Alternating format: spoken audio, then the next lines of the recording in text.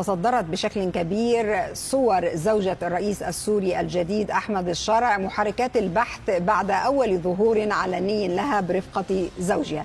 إنها السيدة لطيفة الشرع. ظهرت وتم تسليط الأضواء عليها بشكل كبير. كان الجميع يتساءل من تلك السيدة التي كانت موجودة بجوار الشرع أثناء أداء الشرع مناسك العمرة في أول زيارة خارجية له للمملكة العربية السعودية. هذه السيدة هي زوجته السيدة لطيفة الشرع كما نشاهد، وكانت هناك عمليات بحث لساعات وساعات طويلة عن هذه السيدة. هي سيدة سورية ترتدي الحجاب السوري الطبيعي، ليست منقبة.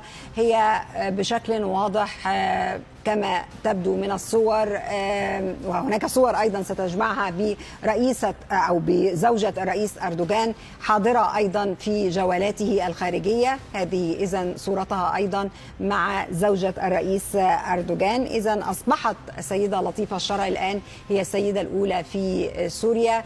وفقا لبعض المعلومات المحدودة عنها، هي حاصلة على درجة الماجستير في اللغة العربية وآدابها، وهي لثلاثة أطفال من الذكور هم أبناء لها وللشرع. كان أول ظهور مفاجئ لها كان حينما استقبل الشرع عدد من المغتربات السوريات في الولايات المتحدة الأمريكية، وفي هذه الأثناء قدم لهم السيدة لطيفة الشرع باعتبارها زوجته الوحيدة، وأكد على هذا الأمر وأنه لم يتزوج بأخرى.